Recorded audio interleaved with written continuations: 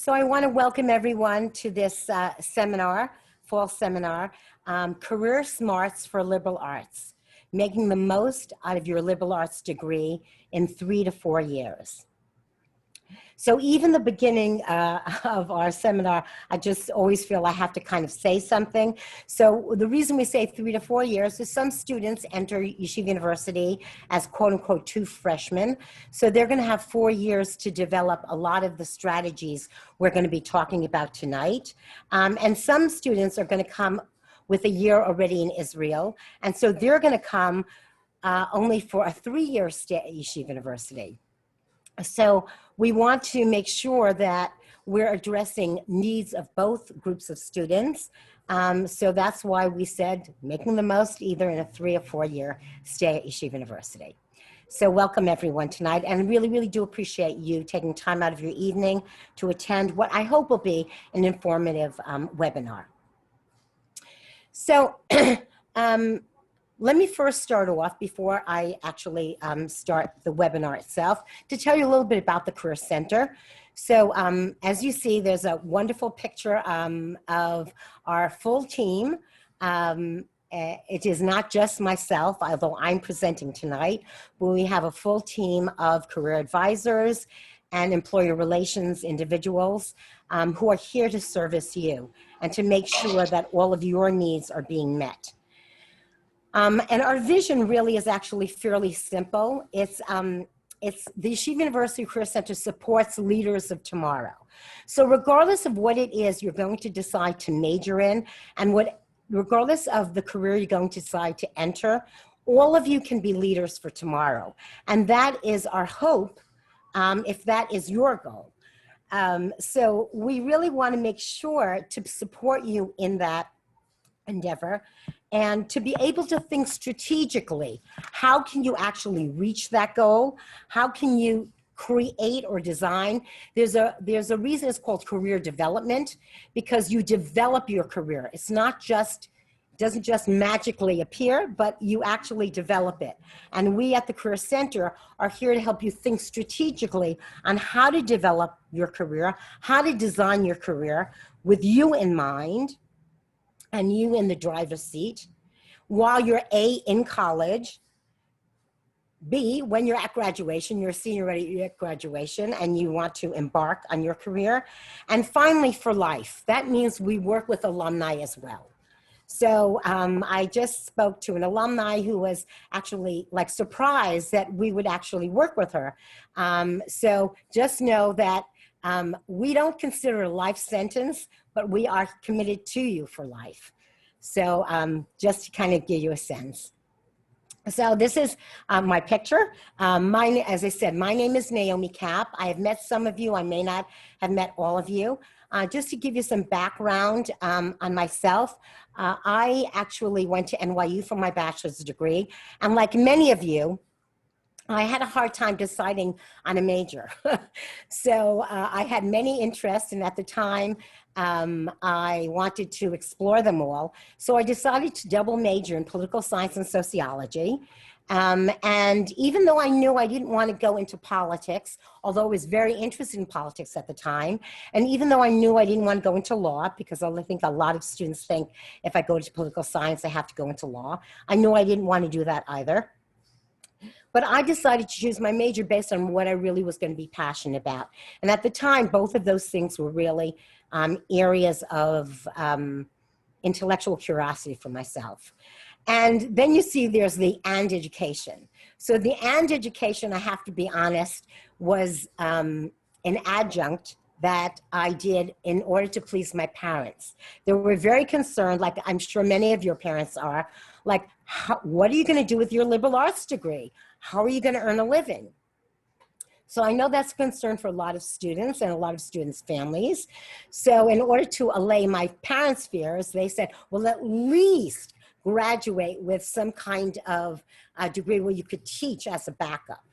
So in order to allay their fears, we kind of made a compromise. And so I did also earn my certificate in New York State as a social studies teacher.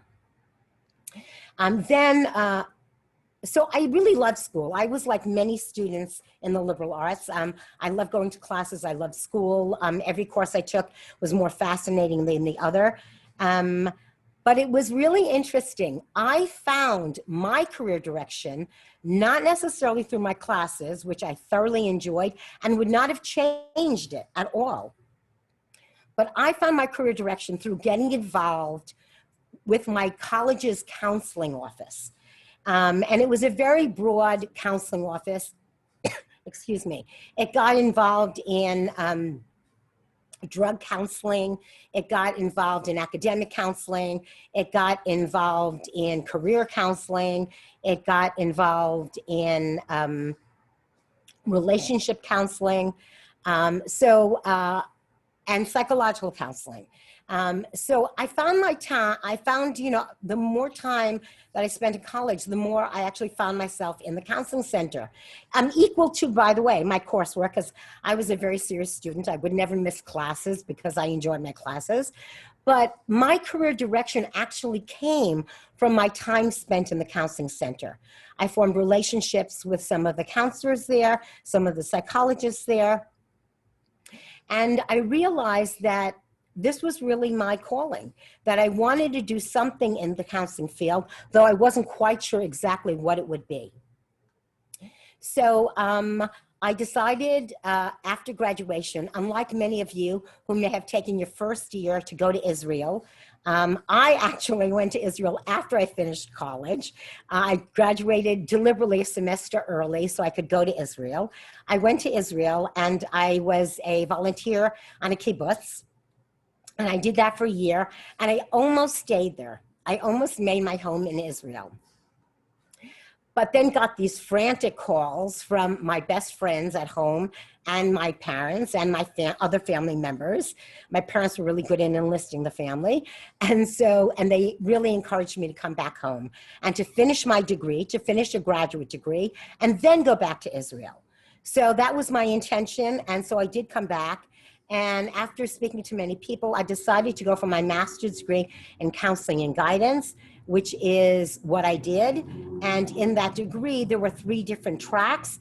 And through taking courses first semester in all the tracks, I decided in the end to go into the career development track. And that's really where I am today. And I have found not 30, but maybe 40 years later, I have found this, my decision to be a fulfilling decision and one that continuously keeps me on my toes and is equally, I think, as exciting as exciting today as the first day I started. So today our goal is to learn how to optimize your time in college and market your liberal arts degree for career success, regardless of what you major in. So I want to just give you a sense a little bit about what we're really talking about here when we're talking about career success.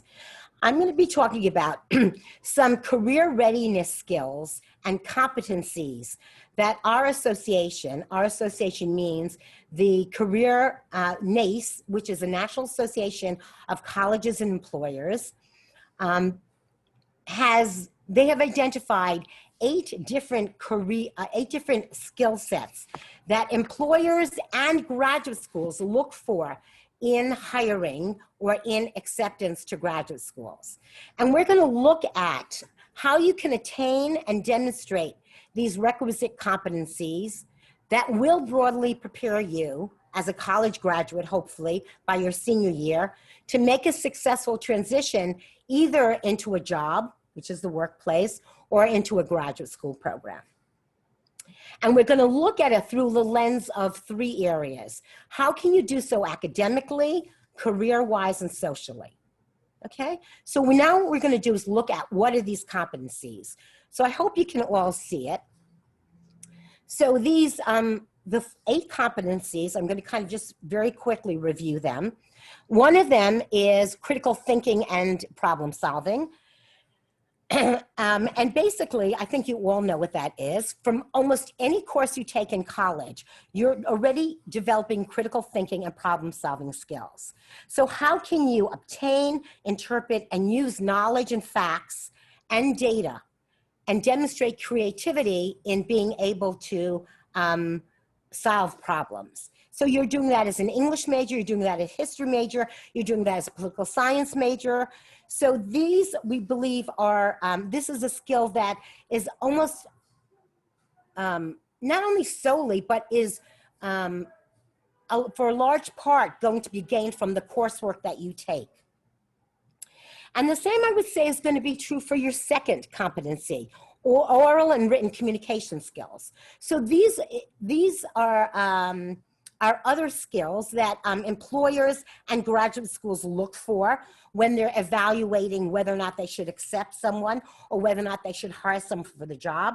Do they have strong enough written and oral communication skills? Can they articulate their thoughts and ideas clearly and succinctly and effectively, either verbally or in written form? Can they develop professional memos, letters, technical reports? Can they deliver a presentation in front of colleagues? So these are all, this is what we would say is a second skill competency. The third is teamwork and collaboration. Oh, so I should say, all of you will be getting, hopefully, number 2, the oral written communication skills, because I know at least there is a requirement to take freshman English. And you may think it's just a rote requisite, but it's not. It's really because this is an important skill set to continuously work on through your 4 years in college. The third one is teamwork and collaboration. So I know in some courses, more than others in the liberal arts, professors do try to make a concerted effort to develop valuable projects that students can work together on as a team. Now, in some courses, let's say, so I would even say, I was going to say in some courses like science, that isn't the case, but in a way it is. And if you have been in a lab setting, know that teamwork and collaboration is very important skill to have when you're working with a lab partner, right? So those of you who are working in labs and with a lab partner as part of your coursework will find that that's something really important to develop. And other people will just, you know, in other majors, let's say in a political science major, maybe in a seminar, they may ask you to pair up with another peer to write a report or to deliver a PowerPoint presentation. So all of this is part of how you, as academically, will show how you're going to be working on teamwork and collaboration. Because as you can just imagine, no one is able to complete work on their own. People rely on their colleagues to be able to complete projects. And so having this ability to work together with others is really important. Now, number 4, many people will probably say they wish they didn't. It wasn't a competency, but I have to say it is. And that's digital technology. So regardless of what area you're going into today, digital technology is going to be a critical skill. So whether you go into medicine, right, all now medical records are online, all right?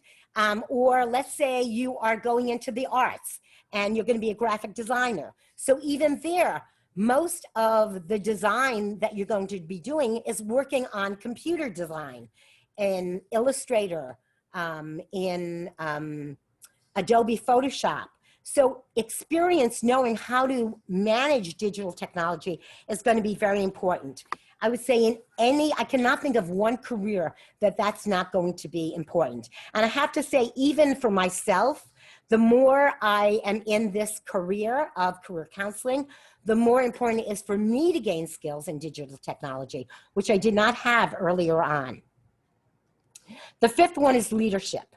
Now, some of you may not see yourself as born leaders, and I can appreciate that. However, as you move up in your career, this will become an increasingly important skill because that's how oftentimes they promote people. Not only they promote them based on their competency in what they're doing and in their career area, but are they able to guide others? Are they able to motivate others? Are they able to organize and delegate work? So this is a very important skill to develop. And again, some of you may develop this not necessarily in your coursework, but you may develop it through your social experiences or through career opportunities. So you'll see some of these are developed in courses, best developed in courses, and others you'll see are best developed through social or leadership on-campus activities. The sixth one is professionalism and work ethic. So I have to say that all of you at Yeshiva University, I think, have a head start in this work ethic area at least, because all of you are managing a dual curriculum. And while you take it for granted, because many of you have gone to dual curriculum programs all your life, you need to know that this is unique to you and that most other college students are not managing the kind of course load you're managing. And you always want to make sure to be able to highlight this to any potential employer or any potential graduate school, that you have developed a work ethic early on of being able to balance many responsibilities and giving each one 100%. Now, the professional aspect of it is sometimes a little wanting in students here at YU, and as it is, by the way, with any college student. Many college students obviously are wanting to have fun in college, and they should. They are students, and that's what their job is to learn and to have fun and to develop themselves personally and professionally. And it's one of the reasons that the Career Center actually does professional development workshops in both the English comp class, the first year English comp class, as well as the speech class that students have to take. So, and the reason we do these professionalism workshops in each of these classes is we want to make sure to really be able to help students develop these skills early on. So it's never too early to develop a sense of professionalism in the way you write, in the way you communicate with others, and in the way you present yourself to others. Number 7, which I don't know if you can read, it says career management. And for this area, it's really being able to identify and convey the fact that you know where you want to be in your career, that you realize that where you are today is not going to be where you are hopefully 5 years down the line or 10 years down the line. And interestingly enough, the way a potential employer and the way a potential graduate school assesses that is they actually ask you a question. Even as you're just graduating college and you're on your first interview, they'll say, where do you see yourself in 5 years? Where do you see yourself in 10 years? And one of the reasons they ask this question is they want to see, are you really committed to this field? Do you understand what the career trajectory is in this field? Have you thought it through? Are you realistic? So this area, although you may kind of not really have a good handle on this now, but career management is really very important as you go on in your college career.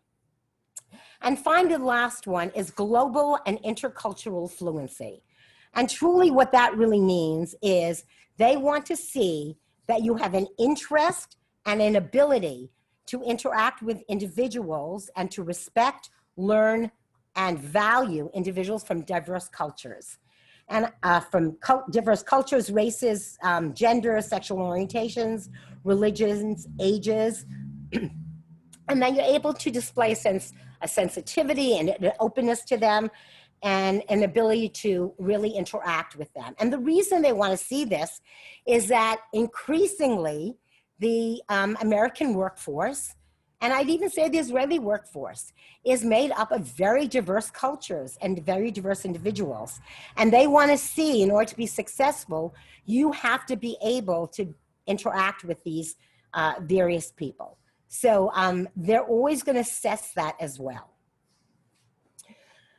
So having just gotten that out of the way, what are the, those are the skill sets that you're going to be developing throughout your 4 years or 3 years at Yeshiva University, and specifically at Yeshiva College and Stern College for Women.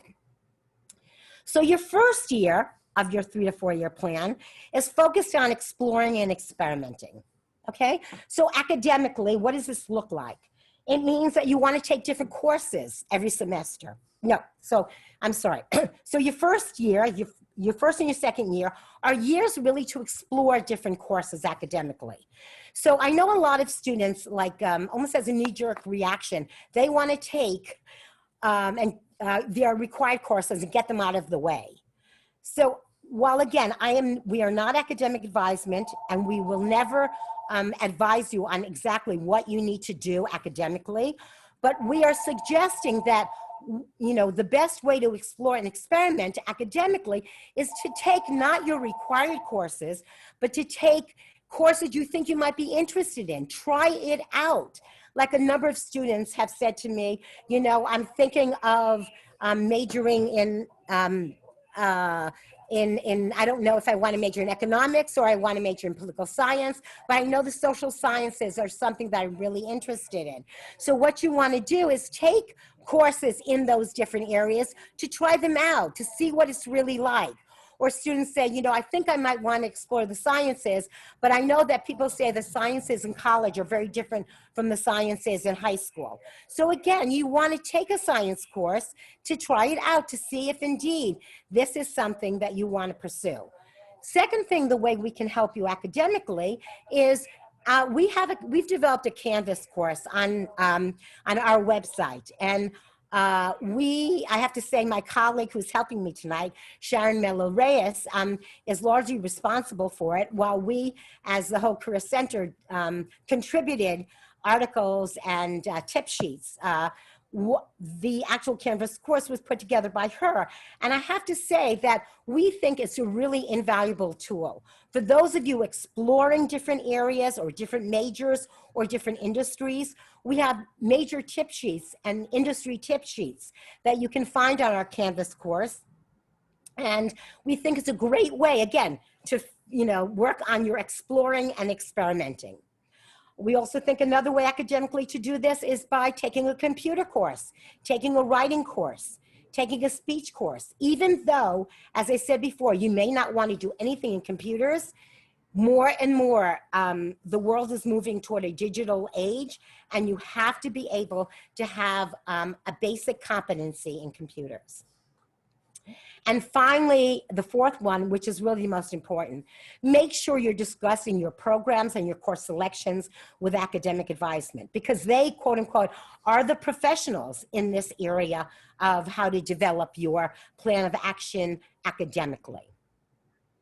Now, career-wise, for people in the first and second year of college, what can you do to help yourself move along? So the first thing you can do is you can go on our website, and we have, under quick links, something called Vault Campus Online. It's a premier research tool for anybody interested in business. However, they also have a really interesting function called a career Q&A, where they have short videos on people in a wide variety of industry, psychologists, graphic designers, animators, and we really feel it's a really useful tool to look at, especially when you're exploring different areas. And they also have a day in the life of, which kind of goes down a day in the life of an account executive at an advertising firm, or a day in the life of a school psychologist. So again, we think that these could be very valuable in your exploration phase. There also are some online resources. Two of them that we think are very valuable is something called the DOT, Dictionary of Occupational Titles, and the OOH, Occupational Outlook Handbook.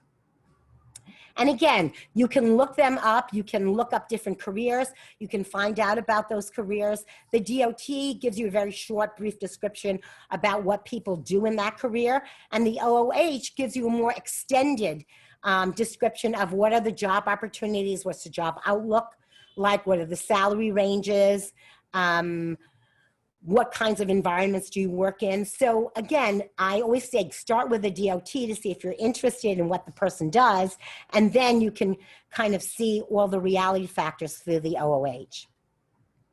You can conduct informational interviews with people in fields that you might be interested in. So we have developed a wonderful tool, again, a colleague of mine, Matthew Garcia. Many of you have met him, maybe you have not met him, but he has developed this tool called YU MVP. And no, it doesn't stand for Most Valuable Player, though that is, I think the people who have volunteered for YU MVP are most valuable players. But what it stands for is YU Mentoring Volunteer Program. So these are people, many of them alumni from YU, and some of them quote unquote friends of YU who have been willing and who have volunteered to serve as short-term mentors for individuals interested in a wide variety of fields. So again, if you're interested in exploring speaking to a genetic counselor, you can go on YU MVP, fill out a very short questionnaire, and the artificial intelligence of this platform will then suggest 3 people who are in YU MVP to speak to gain more information about it. So again, this is an invaluable tool to help you explore informational interviews. Some of you may go on LinkedIn, which is number 5, which I don't know if all of you know, but it's like the professional Facebook page. So it's where people professionally can network with other people in their fields. And it's a great exploratory tool for students who, let's say you want to look at people who have graduated YU and are in, I said graphics before, so let's say psychology or social work, or who are in politics. So what you could do is you can look up YU students, alumni on LinkedIn. And what you can do, instead of just connecting with them, you can actually look at their career progression. So it gives you, remember I said before, career management is a very important skill that they look for, that companies and that graduate schools look for. Do you have a realistic idea of how one develops in that career? So you could use LinkedIn as an educational tool to see where people started in their careers, let's say in politics, and now where are they in their careers? So it's a great career exploration tool.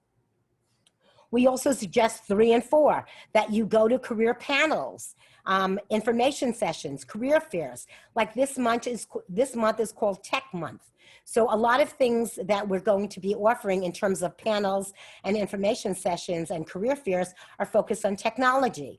Other months will focus on healthcare, like usually we have that in the second semester, usually in February or March. In November this year, we're going to focus on the social services and nonprofit areas. So go to these panels, go to these sessions, go to the career fairs. So although you may be inundated with a lot of emails, if you see anything from the Career Center, just open it up, read it. It may be really valuable for you to at least attend and to see what it's all about. And remember, when you attend something like this, there's no commitment other than going to the fair itself or going to the panel itself, and you'll get a lot out of it. Finally, some students will decide that they want to shadow people or volunteer somewhere to gain experience, or to intern or get a part-time job or a summer job. So again, in your first and second year, we encourage you, use your summers. If you are a student that is very serious about your studies, and I know a lot of students at YC don't have a lot of extra time, so use your summers as a way to, quote unquote, try out different jobs, either by volunteering or shadowing or interning or getting a summer job or a summer internship. And we can work with you on locating opportunities at the Career Center. And finally, the last thing you should do career-wise in your first and second year of college is you should start putting together your first resume. I know I just went into an honors class, an English composition class, honors class. And students were kind of stunned that the fact that I asked them that they should be putting together the first resume. You know, so I know in a way it's kind of shocking to you, but it's never too early to begin, as I said before, developing the professional side of yourself. And by developing a resume, by learning how to interview, again, both things that the Career Center can help you with, you will be able to do that. And then find socially. So what should you be doing socially your first and second year? You should be going to club fairs. So I know they had the club fair already, but for those of you who weren't able to go, I urge all of you to go on their webpage. There was a link that was sent out to all students. Go to the link and look at what clubs are on campus and go to events for clubs that are of interest to you. Don't sign up with all the clubs, but choose clubs that you think might be related to areas you want to explore. Like if anybody's interested in healthcare, join the American Red Cross Society on campus, or the Sharsheret organization. Or for anybody interested in politics, join YU PAC, or join the YU Republican Club, or the YU Democrat Club. So again, and go to events and become involved just through, again, not making any leadership commitments, but just going online and seeing what that's about. So that's your first and second year. For those, when you enter your third year, your junior year, what you want to do first of all, what your focus really is you're looking to expand and experience. That is your focal point. So how can you do that academically? By your beginning of your junior year, you do have to declare a major. I'm sorry to say, you do. And some students, when they have multiple interests, they also choose a minor, although that's optional. And this is the time in your junior year to develop relationships with professors in your major. Why? Because when you go to graduate school or when you're applying for a summer internship or job, you're going to need recommendations. Now, if you don't know professors, or if you just go to class and hope that professors know you that way, they're not going to be able to write you recommendations. You're not going to have people to turn to when it comes to the point of asking for recommendations. So you're really going to want to use your junior year to really solidify relationships, not with all your professors, but with a few professors that you really relate to in your major. And finally, academically, we do have at YC and Stern College an opportunity to take an internship for credit. And again, if you go on the registrar's website, you can look at the form, Internship for Credit, and speak about it with your academic advisor, as well as just read the form and see how you can do that. Career-wise, what should you be doing your junior year? Ideally, finding a mentor. And how will you find this mentor? Because you went to a lot of workshops in your first and second year on campus, or because you joined a professional association where you're going to find a mentor. So for example, the APA, the American Psychological Association, does have mentors for undergraduates, or the National Association of Social Workers has a mentor program. So look at the area that you're interested in and see if they have a mentor program. If not, come to the Career Center. See if we can pair you with a mentor.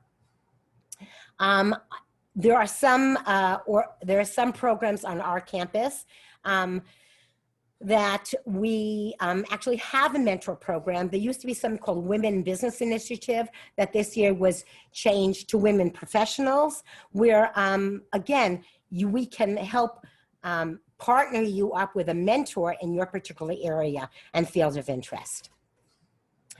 Continue to go to career panels, information sessions, and career fairs, even more so than in your first year. Gain experience in your area of interest. So do an internship. So absolutely, many people, if you don't have an internship in the summer of your junior year, you're really behind the 8 ball. So you really want to make sure that ideally you want to have it in the summer of your sophomore year. But absolutely, by the summer of your junior year, you want to have an internship or volunteer experience that is helping you gain experience in your area of interest.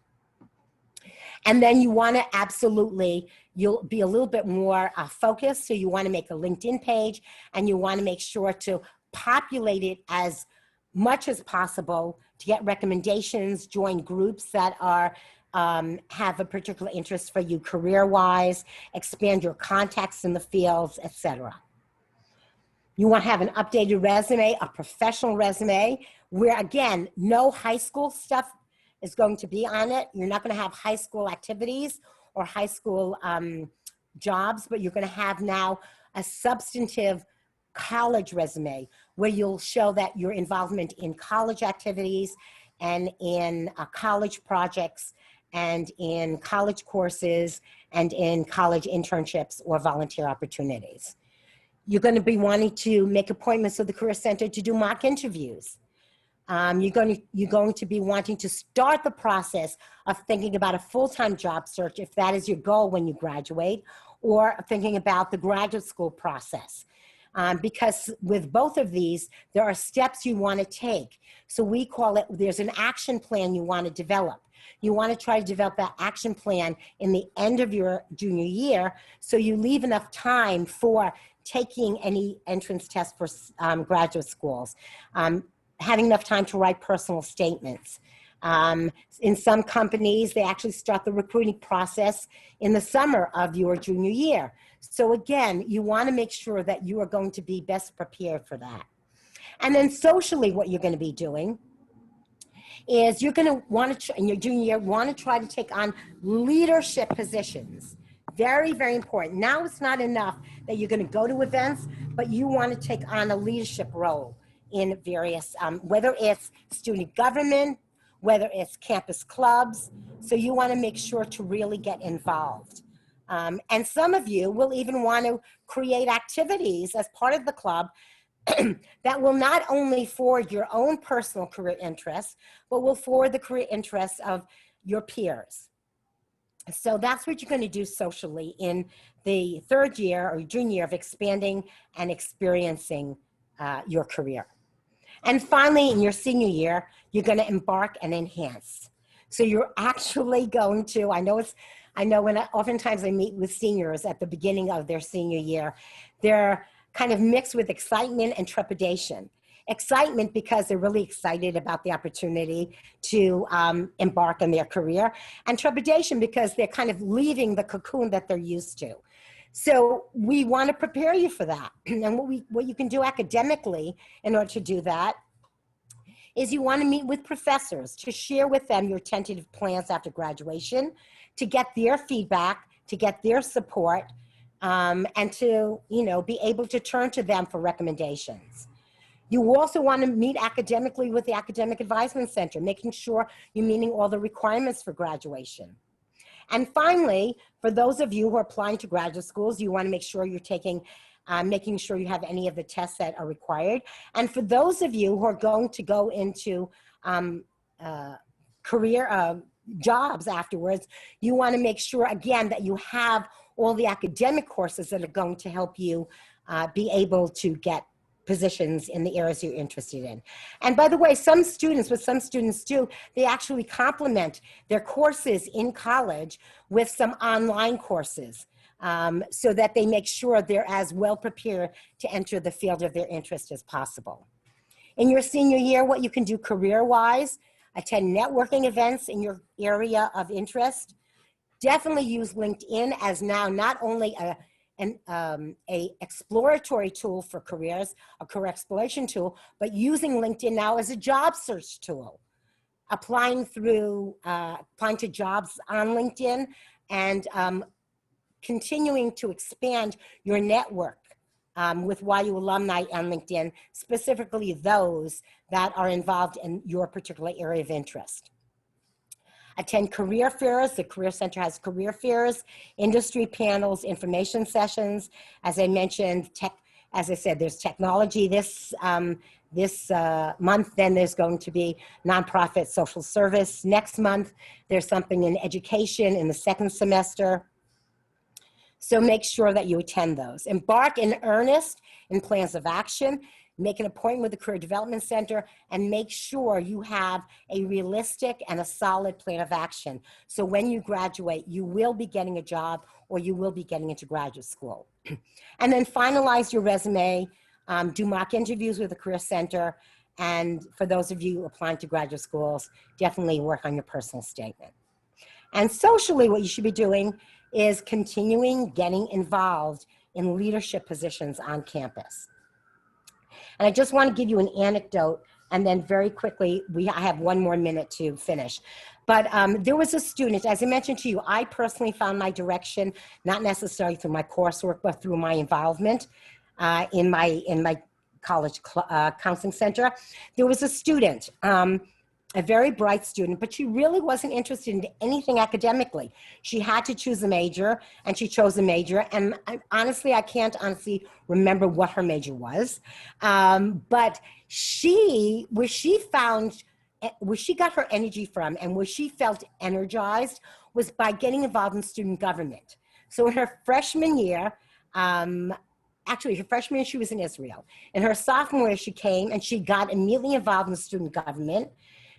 She became involved in student government in her junior year, and her senior year, she was president of the student council. And what she learned from this is that gave her career direction. So when she graduated, what she did, she applied to master's programs in social work, in organizational social work, and today she is one of a major leaders in a Jewish organization, in a leading Jewish organization. So again, had she not done that social component, she would not be where she is. So I have to, again, very much encourage you that you don't know where these skills and competencies that we talked about, the 8 skills and competencies are going to come from, but I want to urge you all to use the academics, the Career Center, and the student life to be able to get the most and develop the skill set that's going to help you move forward in your career. So these are our career resources. We're going to have this online, so you can be able to see all of these resources. YUCL is YU Career Link. It's where it's our online job posting system and internship posting system. It's where we also post workshops that are coming up, and sometimes you have to register for them on YUCL. And it's where you can make appointments with career advisors. We have a Canvas course that I talked about. We also have a YouTube playlist, and that's where this is going to be posted sometime next week.